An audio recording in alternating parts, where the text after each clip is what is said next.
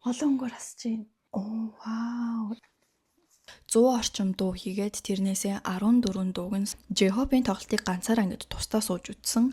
Миний мэдих 7-8 охтуудаас ингэж хинэн ч тэг тоожоогүй 360 тайзны маань хэрэг яг үнэндээ гарах юм болоо да нэвтэрсний дараа сайтн дээр маань тэг гэдгсэн цонх байгаа. BTS-ийн тоглолтын дээр бичлэг хийн. Ийм ойроос долуулангийнхан зургийг нь авна. Hi bestie, шинэ хөмчлөгтэй тавтай морил.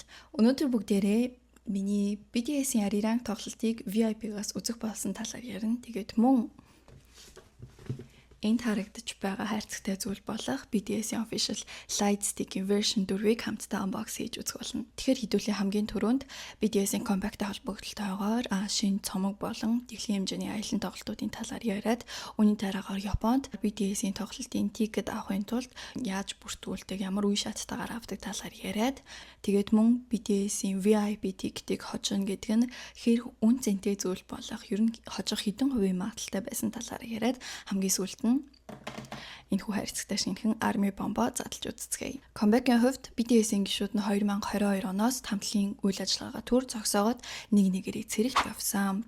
Тэгээд эхнээсээ цэргийн албаа амжилттайгаар хааж дуусчаад өөрсдийнхөө ер нь соло карьер руугаа илүү төлөв анхаарсан. Цэрэгт явахын өмнө эсвэл цэргээсээ халагдаж ирчээд өөрсдийнхөө шинэхэн дуугаа гаргаад, шинэхэн цомгоо гаргаад мөн өөрсдийнхөө соло тоглолтуудыг үрдэл хийсэн. Хамтлагаас хамгийн сүүлд нь Suga маань өөрийнхөө албаа дуусгаснаар 2025 оны 6 сарын 21-нд BTS маань албан ёсоор өвдөд болоо болж бүрэн бүрэлдэхүүнээр иргэн нэгдээд одоо comeback хийх гэж байна. Тэгэхээр comeback-ийн хүрээнд 3 сарын 20-нд Arirang нэртэй BTS-ийн 5 дахь бүрэн хэмжээний цомог маань утгагүй гарч байгаа. Arirang гэдэг нь Солонгосын ардын дууны нэр юм байлээ. 600 орчим жилийн түүхтэй бөгөөд Солонгосын ард түмний амьдрал, хайр, баяр гуниг бол альвасаад бэрхшээлийг даван туулсан тэрхүү түүхийг нь дамжуулж ирсэн соёлын өв. Тэр BTS-ийн шинэхүү цомог маань Солонгосын соёлыг харуулсан, өв уламжлалыг харуулсан маш гүн гүнзгий утгатай цомог болох нэ. Тэгээд шинэхэн цомог маань нээлт хийхээсээ ч өмнө эдийн нэг рекордыг эвдчихсэн байгаа. 7 хоногийн дотор 4 сая урьдчилсан захиалга авсан анхны бөгөөд цор ганц цомог болж байгаа юм. Тэгэхээр Arirang цомог маань нээлт хийхээсээ ч өмнө аль үжээ ингээд тэ урьдчилсан захиалга дээр л нэг рекордыг эвдчихсэн түүхийг бичээд явж байгаа. Тэгээд 3 сарын 20-нд цомог маань релиз хийгдсэний дараа илүү олон амжилтуудыг мэдээж эвдэх нь ойлгомжтой байх. Тэгээ манай хэд лайв дээр хэлэхдээ 100 орчим дуу хийгээд тэрнээсээ 14 дууг нь сонгоод альбомд оруулсан гэсэн. Тэгэхээр ингээд хамтлагийн гишүүд маань тус тусдаа 10 дуун дээр ажиллаад нийтдээ бараг 100 гаруй дуу болсон гэсэн. Тэгээд тэр 100 гаруй дуунаас 14-ийг нь цомогт оруулсан. Тэгэхээр цомог маань нийтдээ 14 дуутай байх нэ. Тэгээд цомог дээр нь ажиллаж байсан продюсерууд ярилцлага өгөхдөө болохоор өөрсдийнх нь карьерийн турш ажиллаж байсан хамгийн галзуу бөгөөд хамгийн гайхалтай бүтээл болсон. Тэгээ гайхалтай төсөл байсан гэж хэлсэн. Тэгээд цомгоо гаргасны маргааш нь болох 3 сарын 21-нд BTS Сөүлийн Gwanghwamun гэдэг талбайд үнэгүй тоглолтоо хийж байгаа. Цомгийнхоо нээлт болгож Сөүлд 15,000 хүний үзэгчтэйгээр үнэгүй тоглолтоо хийн. Тэгээд энэ 15,000 хүний тикет нь хэдхэн секундын дотор дууссан гэсэн. Тэгээд хамгийн гоё зүйл нь энэ тоглолтыг Netflix-ээр шууд лайваар дамжуулна. Netflix дээр BTS The Comeback Live Arirang нэртэйгээр шууд дамжуулж хүргэх юм бэлээ. Тэгээд бас 3 сарын 27-нд Netflix дээр BTS-ийн баримтат нэвтрүүлэг орно. BTS The Return нэртэй documentary орно. Тэгэхээр та нар маань сайхан найзуудаараа Netflix-ийн ирэх авч жагаад 3 сарын 21-нд болох тэр тоглолтыг нь шууд лайваар нь үзээд бас 3 сарын 27-нд болох тэр баримтат нэвтрүүлгийг нь ч гэсэн шууд ингээд цаг алдалгүй үзээрэй. Тэгээд 4 сарын 9-нд Arirang дэлхийн хэмжээний аялын тоглолт нь Солонгосоос эхэлж байгаа. Нийтдээ 23 улсын 34 хотод 82 тоглолт болох юм байна. Солонгосын Гоянд 3 өдрийн тоглолтоо хийсний дараа 4 сарын 17, 18-нд Токиод тоглолтоо хийн. Би болохоор 4 сарын 17-нд 5 дахь өдөр болох тоглолтыг нь VIP-гаас нь үзнэ. VIP. Би яагаад 17-нд тоглолт үзэхээр сонгосон бэ гэвэл би өмнөх яг нөгөө Blackpink-ийн тоглолт үзсэн бичлэгэн дээр ярьж байсан шүү дээ. Би Blackpink-ийн тоглолтыг 4-өөс нар жаргаагүй байхад үзсэн чинь Tokyo Dome айгүй гэрэлтэй байсан болохоор ингээд тоглолт руугаа анхаарч чадахгүй би ингээд өөр зүйл рүү сатаараа жоохон сонирн байсан гэд. Тэгэхээр яг нөгөө Blackpink-ийн тоглолтыг үзээд олж авсан туршлагаараа аль болох оройны цагийг сонгосон. 17-нд 6:30-аас болоход 18-нд нь бүр өдрийн 3 цагт болж байгаа. Тэгэд 3-аас эхэлсэн тоглолт ойролцоогоор 2 цаг болоо 5 цагийн үед дууссан шүү дээ. Тэгээ гараад ирсэн чинь гадаа ингээд гэрэлтэй гэгээтэй байна. Тэгэхээр надад жоохон сонирн байх юм шиг санагдаад байгаа юм. Тэгэхээр нь 17-нд нь хэдий 5 дахь өдөр ч гэсэн аль болох орой болох тоглолтыг нь сонгоё гэж бодоод 17-ыг сонгосон. Тоглолтын тайз нь болохоор тийм 360 тайз байна гэсэн шүү дээ. Яг тайз нь голдоо байх болохоор аль ч талаас нь ингээд үзсэн BTS ингээд ойроос харах боломжийг олгож байгаа гэд. Гэхдээ тэр нь яг Японд болох тоглолт Токио Домын хувьд яг тэгэж гоё цэвэр 360 тайз бол биш, жоохон сонин. Тэгээ суудал нь яг 3 төрлийн суудлага байхгүй юу? VIP, SS болон энгийн S гэсэн 3 суудлага. Тэгээд ингээд Японд болох тайзыг нь харвал VIP болон SS л яг ингээд 360-аар гоё үзэх боломжтой байгааз бусдаар бол S-ийнхэн бол яг 360 тайзыг ингээд бүрэн гоёор мэдэрч чадахгүй. Тэгээд тэрнээс гадна S суудлынхан маань ер нь бол тайзны урагшаага байгааз тийм болохоор BTS-ийн маань ч гэсэн нөгөө тайзны урд илүү хүн байгаа болохоор урагшаага ингээд хандаад иж магадгүй. Тэгэхээр яг ингээд VIP ч гэсэн тайзны хойд талын хүмүүс нэг BTS-ийг харахгүй хохирохвээ гэж би жоохон санаа зовоод байгаа байхгүй юу. 360 тайзны маань хэрэг яг үнэндээ гарах юм болоо да гэж л би харж байгаа. Мэдгүй юм да. Blackpink-ийн тоглолтч тэр BTS-ийн тоглолтч тэр Tokyo Dome яг асуудал нь байх юм шиг жоохон санагдаад ах юм. За үнийн хувьд одоогийн байдлаар йений ханш яг 23 төгрөг байлээ. Тэгэхээр энэ ханшаар тооцоод яг төгрөгөөр хэдэн төгрөг болохыг нь бас хойноос нь бичээд явчих. VIP нь 45,000 йен, SS нь 35,000 йен, харин энгийн S нь 25,000 йен. VIP-ийн тикетний үнэ л гэхэд ингээл 1 сая болсон. Тэгээд энд миний тикет авсан баримт маань байна. 45,000 йен дээр такс нь нэмэгдээд 46,650 йен болсон байна. Тэгээд одоо заяа BTS-ийн тикетийг яг нөгөө дамлаж зарж байгаа сайтууд дээр үнэ нь хэд болсныг харъя. Chikejam гэдэг аппликейшн байдаг. Тэрнээс харахад зүгээр энгийн S суудал нь нөгөө 500 хэдэн мянган суудал чинь ингээд бүр 4 сая. 4.5 сая болтлоо үнэ ингээ өссөн. Та нар боддоо 500 хэдэн мянган тикет 4.5 сая. Ямар мэдрэл мутаан бэ? Тэнгүүтээ энгийн S суудлыг нь 800 мянган тикетийг энд 11 сая. 50 500 мянган йен 10 сая. Бүхэл бүтэн 10 дахин үржүүлээд тахтай ятын. Энэ зарж байгаа японочууд нь бас арай хитрэн шүү дээ. Тэнгүүтээ VIP-г нь хүртэл хүмүүс зараад байгаа байхгүй юу? VIP-гийн 1 саяын тикетийг бас ингээд 11 сая болгож зарж байгаа байхгүй юу? Гэхдээ VIP-гийн хувьд ингэж зарж байгаа ч гэсэн хүмүүс яг үнэндээ үзэх ер нь бол боломжгүй. Ягаад гэвэл зөвхөн энгийн SS ч юм уу S судлууд нь болохоор яг дамлаж зарах ч юм уу те хүнд шилжүүлэх бол тодорхой хэмжээнд боломжтой. Гэтэ VIP-ийн хувьд бараг л боломжгүй. Зүгээр энгийн суудлаас үзэхэд болохоор ингээд яг тикетийг нь шалгана. Харин VIP-ийн хувьд өөрийнхөө ингээд ID, пассвортаа үзүүлж яж орно. Яг анх бүртгүүлсэн нэр чинь чиний пассворттай таарах ёстой. Тэгээд тэр пассворт Японд бол заяа дээр чинь чиний өөрийн ингээд зураг хүртэл байх ёстой. Тэгэд үнэхээр л адилхан царайтай байгаад те өөрийнхөө ингээд одоо пассвортаа зээлүүлэн барина л тэр хүнд VIP тикетээ зардггүй бол ер нь бол VIP тикет бол худлаа хөллөгдүүлэх магадлалтай гэсэн үг. Гэтэ энэ дамлаж зарж байгаа хүмүүсийн үнийн хүртэл бол бас арай хэтэрнэ. Арми нэр ингээд үнэхээр л ингээд тоглолт үзмээр байгаа тэр хүсэлтээр нь тулгуурлаад ингээд мөнгө олох гэд те шуналтай гарууд. Одоо бүгдээрээ Японд яг тоглолтын тасалбар яаж авдаг талаар ярилцгаая. Хэдий энэ жил болох тоглолтын тасалбар нь аль хэдийн ингээд борлуулагдаад бүх зүйл нь болоод дуусчихсан ч гэсэн дараа жил 2027 онд BTS дахиад Японы өөр хотуудаар бас тоглолтоо хийж магадгүй юм шиг гэлээ. BTS-ийн нэг постэр дээр яг тиймэрхүү зүйл бичигдсэн байсан. Тийм болохоор тэр үед Японд тоглолт үзэх арми нарт маань жоохон чулуу хэрэгтэй байх болов уу гэж найдаж байна. Хамгийн түрүүнд Weverse гэдэг энэ аппликейшнийг татсан байх шаардлагатай. Энэ аппликейшн дээрээ BTS Global Official Fan Club Army Membership-ийг авах хэрэгтэй. Харин Японд болох байгаа тоглолтод бүртгүүлж байгаа бол энэ Global Official Fan Club гэдэг эрхийг нь биш BTS Japan Official Fan Club гэдэг энэ Army Membership-ийг нь авах хэрэгтэй. Энэ нь болохоор 6500 йен, монголоор 100 мянган ийм membership-ийг нь авна. Тэгээ ингээ Японд албан ёсны fan club-ийнх нь ингээд эрхийг нь авчиж байгаа гэсэн үг байхгүй юу. Үүний дараагаар энэ дэлгэцэн дээр гарч ирж байгаа линк болох BTS зураас official GP гэсэн энэ хаяг руу өөрийнхөө Weverse-ийн эрхээрээ нэвтрэнэ. Нэвтэрсний дараа сайтн дээр маань ticket гэсэн цонх байгаа. Тэгээд энэ лөө оронгууд Одоогийн байдлаар харагдаж байгаа нь BTS-ийн Солонгост болох тоглолт болон Японд болох тоглолтыг нь шууд лайваар нь кино театрт үзэх боломжтой. Тэр тиктийнх нь бүртгэл энэ дээр явагдаж байна. Тэгэхээр Солонгост болох тоглолт болон Японд болох тоглолт маань хоёулаа тоглолт болох үедээ зэрэгцээд кино театрт лайв шууд дамжуулалт хийгдэж байгаа. Тэгээ энэний кино театрт үзэх үнэ нь 6900 yen юм байна. 100 хэдэн мянга. Тэгээд нэг хүн 4 хүртэлх тиктийг авах боломжтой юм байна. Гэхдээ хугацаа нь ингээд 3 сарын 2 хүртэл гэхээр баг энэ бичлэгийг оруулж байхад ер нь бол лайвынх нь бүртгэл нь хаагдчих байгаа юм байна л та. 4 найзын нэг нь ингээд Японд official fan club-ийн эрэгтэй тохиолдолд ингээд хамтдаа кино театрт дуу төрсний өндөр чадалтайгаар сайхан тоглолтоо шууд дамжуулалтыг нь үзэх боломжтой байсан юм байна. Одоо болохоор энэ сайтны тикт гэсэн хэсэг дээр яг ингээд кино театрт үзэх боломжтой энэ тиктүүд нь зарагдаж байгаа ч гэсэн өмнө нь бол энэ байгаагүй. Өмнө нь болохоор зөвхөн Arirang Японд тоглолтынх нь л бүртгэл нь байсан байхгүй юу. За тэгээд яг намайг бүртгүүлж яхад болохоор VIP-д болон энгийн суудал, SSA суудалд тус-тусад нь ингээд хүсэлт өгөх боломжтой.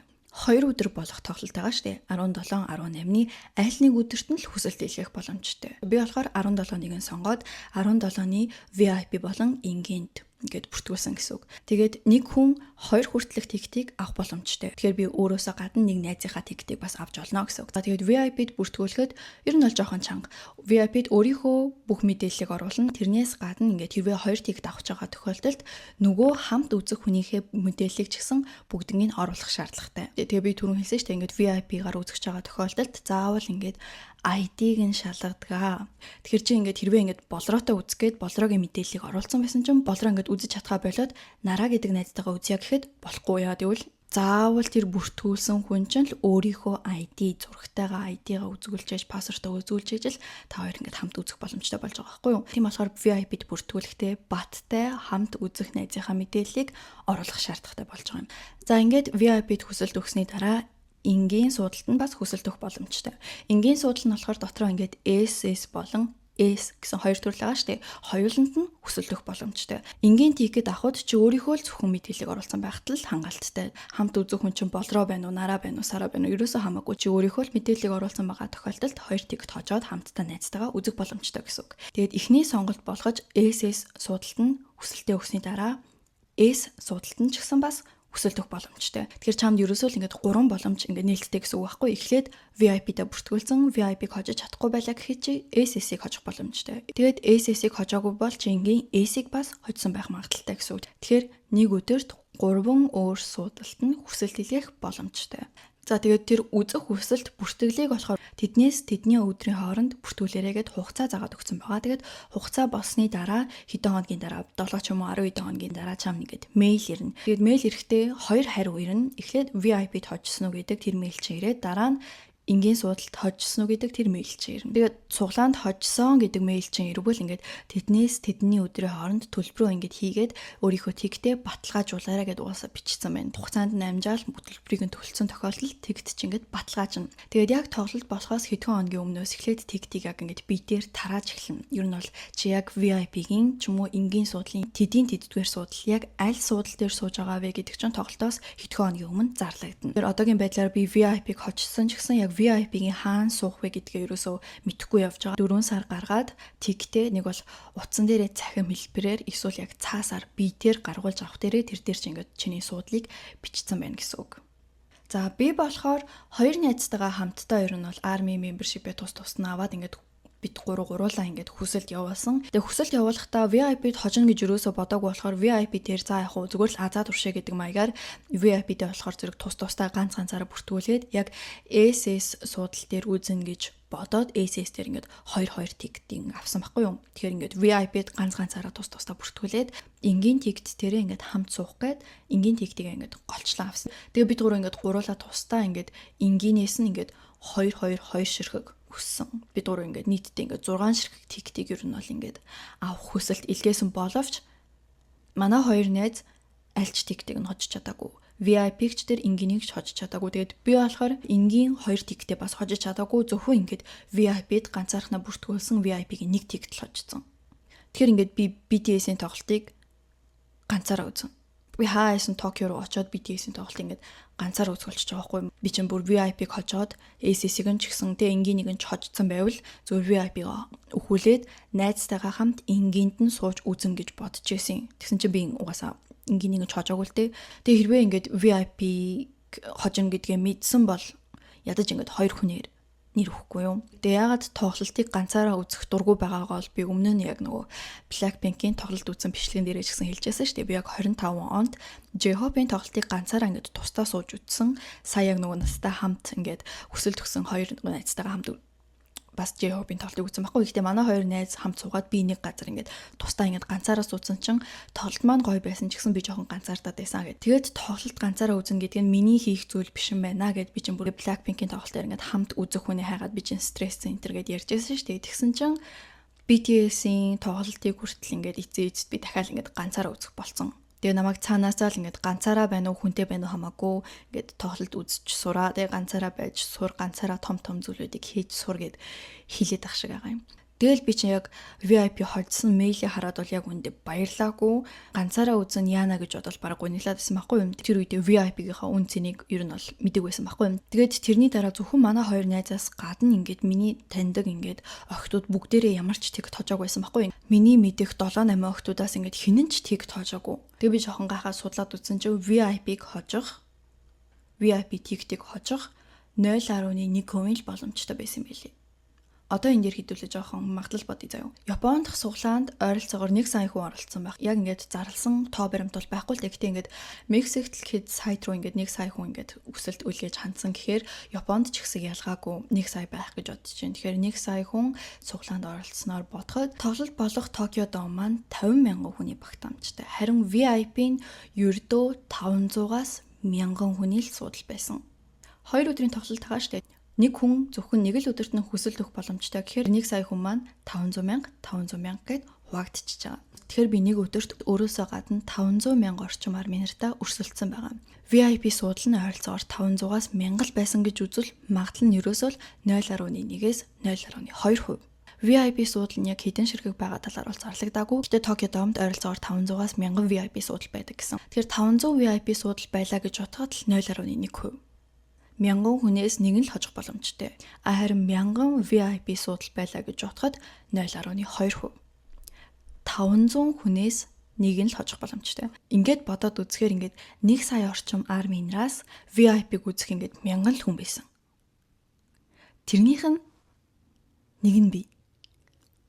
Амар агацтэй. Тэгээ би энийг нь ч мэдгүй тэнхтээд VIP-га өхүүлэн би ганцаараа үзэж чадахгүй энэ төргээ тэнхтээ явж байсан байгаа байхгүй. Дасрамд хэлэхэд би арми болоод яг 9 жил болж байна. 2017 онд арми болж байсан байхгүй. Тэгээд арми болж исэн түүх маань гэвэл тэртээ 9 жилийн өмнө би өсвөр наснаа ингээд яг Billboard-ийн ингээд жагсаал дундаас ингээд гой дуунууд байна уу хайж олж байгаад ингээд сонсдог гэсэн байхгүй. Тэгээд нэг удаа ингээд Billboard-ийн топ 100-г ингээд хараа байж исэн чи тэр дотор ингээд нэг K-pop хамтлаг явж байна. Хөөх Billboard-д ингээд солонгос хамтлаг орчиж гээл ямар дуу юм болоо гэд үзсэн чинь тэр нь болохоор BTS-ийн DNA байсан. Тэгэл би DNA дээрх саарал үстэй V хараад эргэлж буцалтгүй арми болсон юм аа. Тэгээд миний хамт хүсэлт илгээсэн хоёр найз маань ер нь бол арми болоод нэх удаагүй байгаа хгүй юу. 3-4 жил болж байгаа хгүй юу. Тэгэл найзууд маань ингээд чи бүхэл бүтэн ингээд 9 жил арми байсан юм чинь ингээд чамаа ингээд шагнаад BTS-ийн тоглолтын бүр ингээд VIP тиктийн чамд ингээд өгсөн байна. Ганцаараа чамаагүй гоё очоо тоглолтоо үзээ. Тэндээ чи бараг ингээд тэ хажууд сууж байгаа ингээд бас нэг өөр армитай ингээд гоё найз болчих магадгүй юм чинь зүгээр ерөөсөл ганцаараа чамаагүй бит хоёрын өмнөөс яв гээл намаа ингээд зоригжуулаад хоёр найзтай хайртай шүү. Баярлалаа. Ямар азар VIP тиктэй тэнийг юм шиг төлбөрийг төлөхгүйгээр өгүүлчихгүй юм яа. Бүр тэгсэн бол би бүр өөрийгөө би баг ойрын 9 жилдээ өөрийгөө буруутгах байсан байх. Одоо Army Bomb хамтдаа задлцгаая. Тэгээд энэ Light Stick-т зориулаад BTS Official Light Stick version 4 гэсэн аппликейшн байгаа. Тэгээд тэр аппликейшнтайгаа холбоод өнгийн өөрчлөлт нэг юм болгох боломжтой юм билээ. Тэгээд тэрийг нь ч гэсэн сайхан туршия. Окей, төрний ингээд үчи.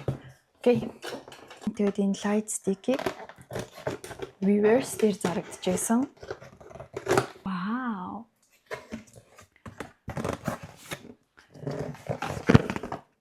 Энэ нь буруу тишээ харчиж байж. Энийг нь гоё адилхан зөв тиш нь харуулаад тийм. Army Light Stick-ийг суурьтай хамт авсан. Зарим улс оронд болохоор What's Your Love Song гэсэн гоё тууцтайгаа ирж байгаа. Тэгээд энэ болохоор тууцлагдаж амжаагүй хувилбар гэх юм уу?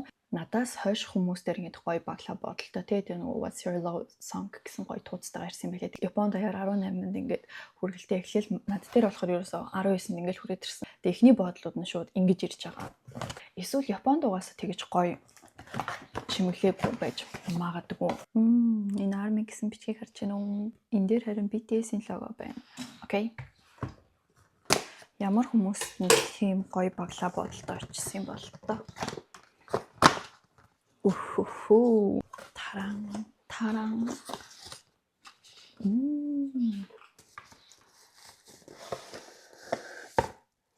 Шууд ингэж гараад ирэх юм уу? Вау. Окей.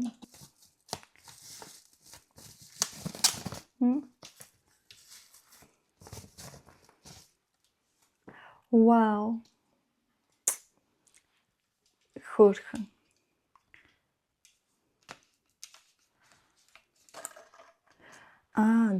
Зайтай байх хэвээр байна. Зай хийд юм байна. Манад зай байхгүй ш. Тэгэхээр би өнөөдөр таасаж чадахгүй гэсэн үг. Би өнөө гоё асааж харуулмаар байсан. Суурьтай суурьгүй ингээл тавхад ер нь тогтгол байсан юм байна. Нарийн деталууд амар гоё маа. Тэгээд энийг нь авах боломжтой байсан баха. Гүм болов. Энийг нь аваад энэний оронд нэг бас Army эсвэл ингээд BTS гэсэн бичиг хийгээд ах шиг байсан да. Энэ ингээд бат юм байна. Хайрцаг дотроо зайтай хүрээд ирнэ гэж байхгүй юм байна.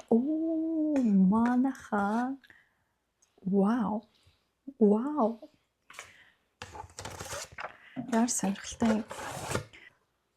Зай бол бас арайч байсан би.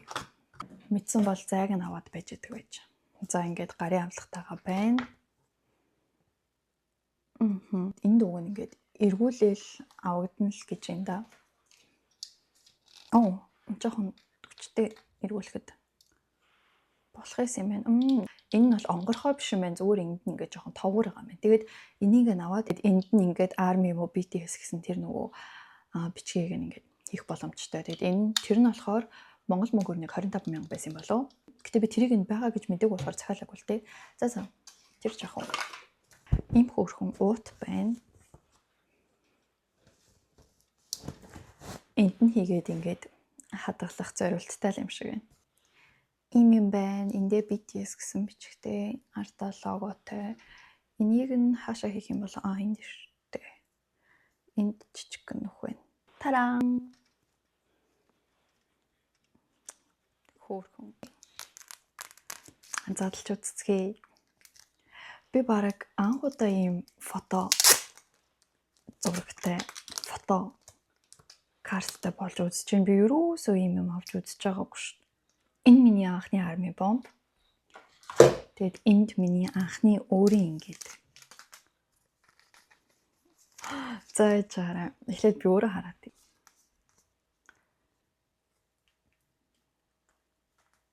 Энэ бүр яг нөгөө дараалалаараа байна заяа. Окей. Kim Namjoon, Kim Seokjin, Min Yoongi, Jung Hoseok, Park Jimin, Kim Taehyung, Jo Jungkook, BTS гэдэг яг дараалалаараа фотокарт нь хурж ирсэн юм байна шүү. Ямар хөөрх юм бэ? Энэ дээрээ хүртэл ингэж амар анхаарал тавьсан байт юм биш. Окей. Namjoon-ы зураг юм байна. Фокус нь таарах нь. Seokjin бичлэгэн дээр жоохон харагдахгүй гэж магадгүй би бараг зургийг аваад оруулъя дөө. Өрөпа.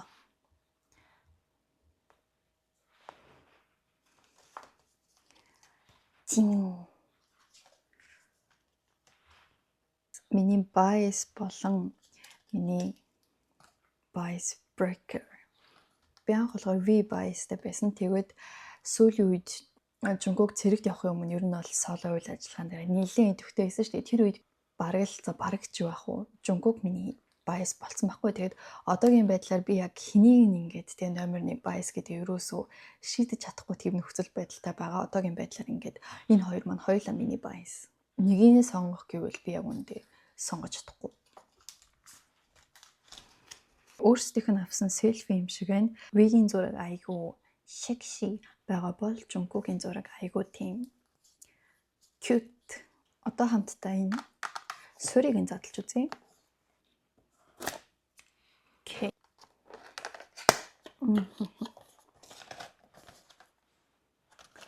Харагдчихна уу? Энэ дотор нь бас гоё зураг мураг байна ч гэж арай байхгүй л ахaltaа. Энэ гэтээ юу юм болоо нэг юм байх юм. Үндсэн суур маань вау, ямар сүртэй. Тэгээд гоё энийг хийх эндээ ингээд нэг талд нь ингээд зай байгаа юм байна. Яг ингээд одоо энэ харж байгаа утас нь орох зайтай. Тэгээд ингээд суурна. Ширээн дээрээ сайхан ингээд тавьчих нь штэ. Саяны хайрцагтай энэ юу байсан юм болов? Зүгээр л зай бүглүүд хийцэн хайрцаг байвал яана. Би одоо голдох нь штэ. Оо юм байна. Авшаа энэ залгуур байна. Тэгэхээр цэнгэлж болох юм байх та. Юу вэ? Оо ямар хэцүү.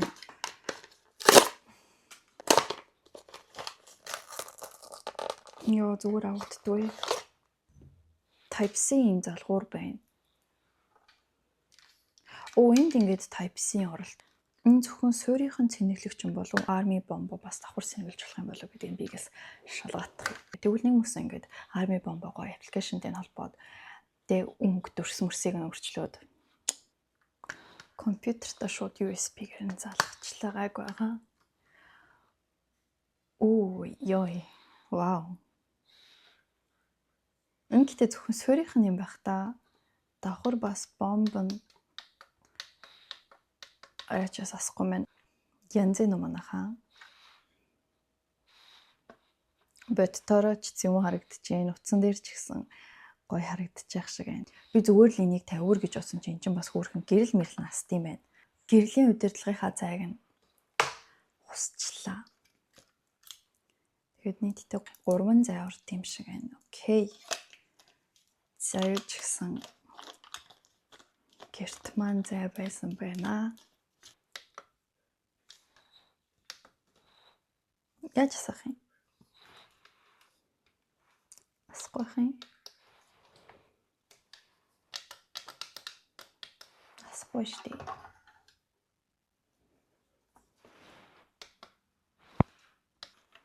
Өвтөрхий байна гэж байхгүй ч юм наахан би буруу хийсэн үү цайг нь. Үгүй зөв л энэ тоо. Удаан дарах хэвээр болов. Алийг гарын авалгаа уншия да. Зүүн талынх нь баатан дээр нь тарвал. Зүүн талынх нь баатан дээр удаан дарна. Ингээл ерөөсөө 4 сарын 17-ны тоглолтын дээр ингээл VIP-гаас нь Кин Намжун гэл байж байгаа юм шүү. Тэгээд суур нь бас айгу учиртай. Хийнгүү таснаа. Ёо энэ одоо энэ ч одоо ингээл дэвшилтэд технологи гэдэг юм анахан. Гэрлийн автоматар унтарч мунтарнэ. Тэгээд унтраахтаа дахиад бас зүүн талынх нь баатан дээр нь удаан тарах юм байна.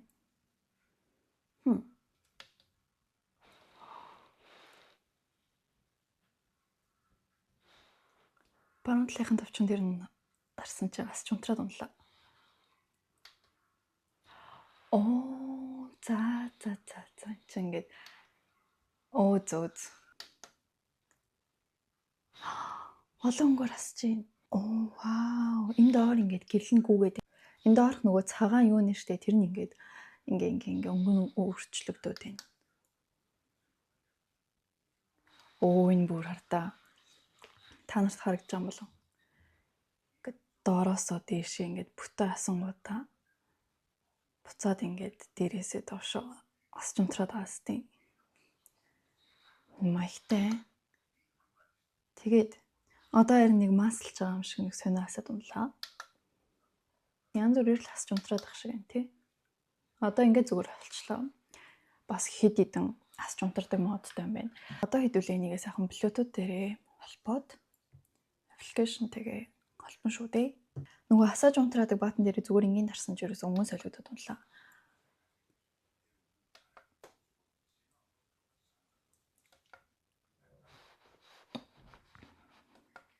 Янзын солонгын 7 хоног баг та. За тэнгуүтээ аппликейшнтэйгээ холбохын тулд 2 товчод зэрэг 2 секунд дарах юм байна. Тэгэхэд ингээд шууд ингээд холбогдоод ороод ирчихэж байгаа юм байна. Тэгээд ойртуулаад комплет холбогдчихлоо. Оо вау. Би iPad дээр холбосон байхгүй дээ. Энэгээр ингээд өнгийг нь өөрчлөөд янз бүрийн өнгөтэй болох боломжтой. Тэгээ сая ингээд зүүн талынхын товчон дээр нь дарсан чинь ингээд өөрөөр өнгөөр асаад байсан ш. Тэр нь болохоор эндээ ингээд хадгалагдсан 6 өнгө байгаа маань. Тэгээд энийгээ бас эдит хийгээд өөрийнхөө хүссэн өнгө болох боломжтой юм байна л та. Одоо ягаан өнгийг сонгоод сэвэлчи pink.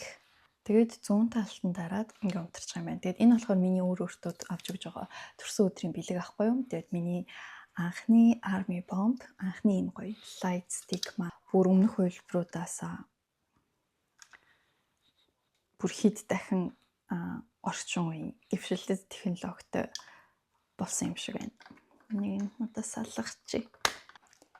Тэгээд нэрээ light stick-ийг авахад за Японд бол харьцангуй гайгүй. Японд болохоор 2 цагийн дотор light stick-ууд маань ер нь бол бүгднгийнхэн захиалах нь дууссан байхгүй юу? Харин зарим улс оронд Солонгос лав 30 минут болсон гэсэн. Reverse гэдэг төрүүчийн аппликейшн дэр чинь энэ бараа мараа ч юм уу те холбогдлоо тийм мерчүүдийг нь бас бүгднийг зардаг аахгүй. Японд болохоор харьцангуй гайгүй 2 цаг гарan байсан. Манай нөгөө хамт суулгаанд хамт оролцдог 2 найзын маань нэг нь захиалсан байхгүй. Тэгээд дуусахаас өмнө гялс захиаллаа гэд над руу чат хийчээ. Тэгэхээр зэрэг би хүү дуусах байгаа мөн ч бас дуусна гэж байд юм уу гэл би гялс захиалаад тэр үед уг нь яг ингээд өдрийн цайны цаг болсон байсан болохоор би жоохон унтчаад босч ирд юм уу гэд яг ингээд 30 минут унтчаад босч ирээ та гэсэн чарам маань тэгж чат хийчээд тэгээд би за унтчаад болъё доо гэснээ за дуусчих магадгүй юм шиг энэ гялс захиалчээ гэл гялс захиалаад би 30 минут унтаал босоод ирсэн чи ерөөсөө ингээд дууссан байсан. Тэгэхээр би найзынхаа ачаар найз маань над руу ингээд дуусахаас өмнө гялс захиалчлаа гэж чат бичсэн ачаар би энийг авч чадсан. Тэгж чат бичээг бол би ерөөсөө тэгэл 30 минут унтаал босч ирээл гэж зарагдсан. Аль хэдийн дууссан ингээд дахиад гарч ирэхийг нь хүлээх байсан байгаа байхгүй юу. Тэгэхээр сануулж хэлсэн найзтай баярлалаа. Хайртай шүү. Тэгээд би Blackpink-ийн тоглолтын дээр бичлэг хийсэнтэйгээ адилхан BTS-ийн тоглолтын дээр бичлэг хийн. Гэтээ би тоглолтын үед ерөөсөө бичлэг хийж чадахгүй. Ягаад гэвэл нөгөө тоглолттой чинь зэрэгцээд нөгөө кино театруудаар шууд лайв явж явах учраас тоглолтын дотор бол утас хорин бичлэг хийх гэж оролдвол би шууд тэндээсээ хөөгдөх байх. Яг уу S суудал дээр байсан бол жоохон захын суудал дээр суудсан байсан бол нууцаар бичлэг хийж чадхал байсан баг. Гэтэ би ч одоо бүр VIP дээр суухаар тэнд ингээд дүүрэн хамгаалагч нар намайг ингээд харж штэ. Хоёрын хооронд бичлэг хийж агаад тоглолтоосоо хөөгдмөргүй байгаа учраас зүгээр яг тоглолт ямар байсан талаар болон VIP тэгт хожсон үед яг ямар давуу эрхүүдийг эдэлдэг талаар би бас та нартай гоё ярьж өгөөд одоогоор ингээд сайтн дээр нь бичигдсэн байгаагаар лав тийм VIP хүмүүс зөвхөн зориулж тийм бэлэг өгөх юм шиг байлээ. BTS-ийнхаа тоглолттой холбогдлолтой тийм merch ямар нэгэн бэлэг өгөх юм шиг байлээ. Тэгээд ер нь VIP маань жоохон үнэтэй байдаг юм шиг л. Tokyo Dome руу орохдоо ч гэсэн бусад энгийн суудлыг авсан хүмүүсийн гарцнаас нь арай өөр гарцаар ямар ч очор дараалгүйгээр орно. Хүмүүсийн оруулахаас ч өмнө хамгийн түрүүнд ингээд VIP хүмүүсээ оруулаад ингээд одоо доторх тоглолт болох газар ингээд харах боломжтой юм шиг байлээ. Тэгэд мэдээж тоглолт болж байгаа юм чинь тэнд тоглолтын pop-up store байгаа. Тэгэд тэрэнд нь хүмүүс ингээд очрлоод би өмнө нь ингээд Blackpink-ийн тоглолтын бичлэгэн дээр харуулсан шиг 30 минут очрлж ээж тэндээс ямар нэгэн зүйл худалдаж авах бол VIP маань ямар ч очор тараалгүйгээр шууд арай өөр хаалгаар нь ороод шууд хүссэн бараагаа аваад явах боломжтой. Тэгээд энэ бол миний 2026 оны vision board. Энийг яг шинэ жилээр 2 сайн найзтайгаа хамт хийсэн байхгүй. Тэгээд тэр үеийнхаа би влогийг ч гэсэн YouTube дээр бичлэг болоод оруулсан байгаа. Энэн дээр би Blackpink ч тэр BTS ч тэр хоёулангийнх нь зургийг оруулсан байхгүй. Энэ vision board-оос хамгийн түрүүнд Blackpink-ийн тоглолт үзэх хүсэл маань биелсэн байгаа. Энэ ингээд deadline гэд бичсэн. Яг үндэ энэ самбарыг хийж явахдаа ч гэсэн би ер нь бол Blackpink-ийн тоглолтыг үзэж чадна гэдэгтээ бол бүрэн итгэлгүй байсан. Тэгсэн чинь би айгүй азтайгаар 7 хоногийн өмнө TikTok-тод үзэж чадсан. Тэгээд энэ дээр бас нөгөө талд нь BTS маань байгаа. Тэгээ энд байгаа хгүй. Тэгээ энэ дээр болохоор ингээд цаана нь болохоор яг BTS-ийн VIP тиктийг нь хожиж байгаа ийм зураг ингээд оруулсан. Зүгээр энгийнээс нь биш бүр VIP-гаас ингээд те хоёр найзтайгаа үзэн гэсэн зураг оруулаад наана нь ингээд BTS-ийнхаа гишүүдийг ингээд оруулсан байгаа. Тэгээ энэ нь болохоор би яг VIP-гаас нь үзэн VIP да Golden VIP буюу хамгийн уртлын VIP-гаас үзээд яг энэ зурган дээр харагдаж байгаа шиг ийм ойроос долуулангийнхан зургийг нь авна гэсэн бодолтойгоор би ингээд vision board-д оруулсан байхгүй юу. Тэгээ энэ хүслийн самбар дээрээс яг Blackpink-ийн тоглолтыг үзэх хүсэл маань бол биелчихсэн.